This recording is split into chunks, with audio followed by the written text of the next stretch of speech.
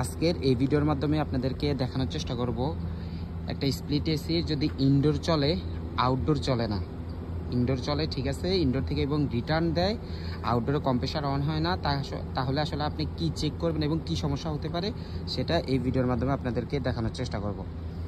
তো এই যে দেখতে পাচ্ছেন, এটা হচ্ছে একটা, আমি সৌদি আরবে কাজ করতেছি, এই জায়গায় এটাকে বলা হয় দোলাব এসি আরবিতে। আর এটা হচ্ছে আমরা যে ক্যাবিনেট টাইপ এসি বলি, ক্যাবিনেট টাইপ এসিগুলা। তো এই এসির যে সমস্যা, এটা হচ্ছে ইনডোর চলে বাট আউটডোরটা চলে না।